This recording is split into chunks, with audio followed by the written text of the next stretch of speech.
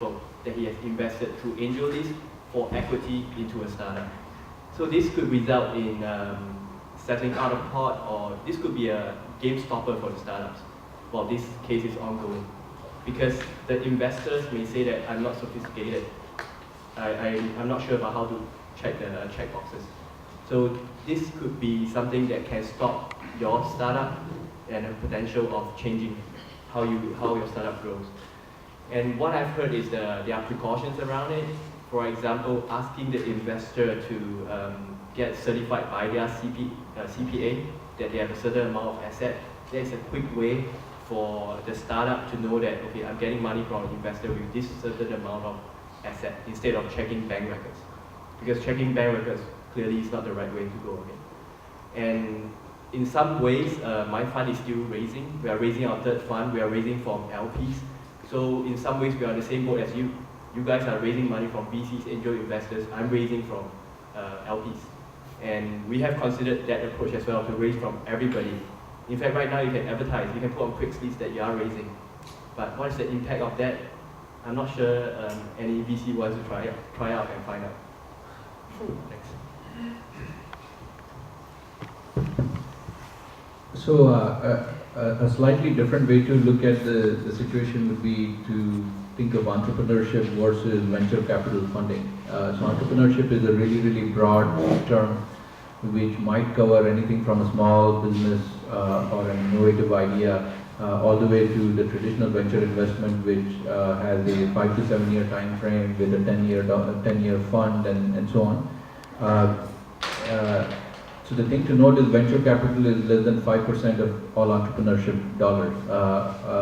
And in that sense, it only tackles a specific type of startup or a specific type of business, whereas entrepreneurship needs sort of a broader variety. So I personally think that from a entrepreneurship perspective, crowdfunding is pretty awesome because these investors could be more flexible with their dollars and could be incentivized better to work with a non-venture capital model compatible startup, which is many of them. So that's one piece. The short answer to the question from our side, from an Opus perspective, is there's been basically no impact for us. And that's mainly because we are Series A focused, where the dollar check sizes are larger. Let's say the round is anywhere from, let's say, 3 to 8 million or so. Hard to still raise that kind of money from the crowd.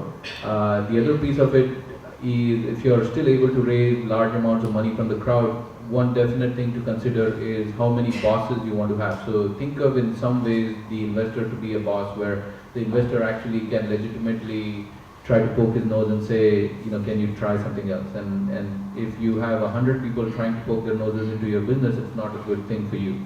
You could rather convince one venture investor and be aligned and do it right. So that's I would say sort of a negative for using the crowd for larger dollars. For early stage validation of your idea or prototype or product, I think it definitely makes a lot of sense.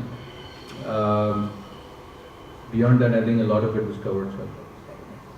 Okay, so I saved the most important question for last. So today's December 10th. So New Year's Eve is 21 days out. So what are your plans for New Year's Eve? Actually, what do you foresee happening in 2014? FYI, this is on video, so we can always play it back to next year to see how accurate you were with your predictions. Just briefly, what are your thoughts on what 2014 is going to bring? I think we're going to see actually the mature of analytics companies, so I'm expecting a few, actually not a few, quite sufficient number of exits in that space. I think that we're going to see more and more the Internet of Things, startups in various areas, connectivity of cars as well. Also, another thing actually that I believe it's going to be quite interesting is what's going to happen with Bitcoin, because right now you have two kind of people who really adore it and early adopters, and people who believe it's not going to scale, it's not going to happen.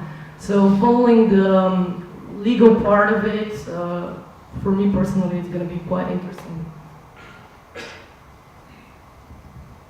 I think it's going to be a great year. I think that you're going to see, it's basically, I'm just repeating what I said earlier, but I think that Silicon Valley and software companies are really going to start to take on more real-world problems than we've seen in the past, and it's going to be an incredible time for innovation in terms of the digital to physical.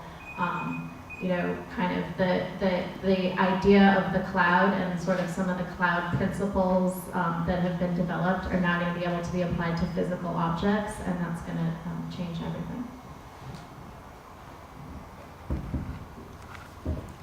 So there's definitely a few sectors that are becoming mature. Advertising has been around for about 5 years, so digital advertising, mobile advertising, virtual currencies, not so much the Bitcoin piece, but virtual currencies in general. They've been around for a while, and definitely there'll be some consolidation in that space. The Internet of Things, yes, it's taking a lot of steam. At the same time, this is one space which is huge, but it's not immediately really compatible with the venture capital model. So, I could logically expect Internet of Things to see a lot of startups which actually do use crowdfunding, for example. We ourselves have actually 3 companies that are in this space, which are older companies which have now been around for 3 to 5 years. So they are finally starting to take off, which is an awesome thing. Beyond that, I completely agree. Business intelligence, analytics, etc., is also maturing. Probably investing in that space might become harder. Investing in mobile apps is already pretty difficult from a receiving dollars perspective. Consumer seems like it's coming back, so likely that you'd see more B2B2C or sort of marketplace-driven companies show up that address specific niche problems and gain a lot of scale. I've been observing a trend that I didn't know a name for it until I read an article a few days ago. They call it CAS, or Cognition as a Service. I think that's going to be a trend. So Cognition as a Service can be thought of how Siri understands your natural language. It could be a robot that understands your tweets and put a personality behind your Twitter handle, so that email marketers can target products and customize their email specifically towards you. So as a service, because not every startup wants to develop this engine by themselves, you've got people who will be developing this as an API, as a third-party solution for other startups. Increasingly, there will be more advanced to-do apps that will predict where you want to go, what's your shopping list, so that as you drive by the shopping center that you are supposed to pick up groceries, they'll tell you what you have to buy. Right? They can remind you to buy birthday presents and buy the right one for your niece. So all this requires cognition, requires understanding you, requires understanding your schedule. I see that going to be increasingly farmed as a third-party tool, going to be sold as a service to other startups, and there's no need to reinvent that engine.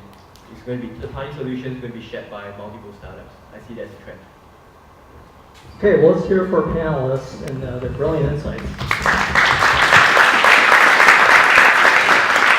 So now we're going to get into the elevator pitches. In the interest of time, it'll be a 60-second pitch, no slides. We'll get feedback from our panel.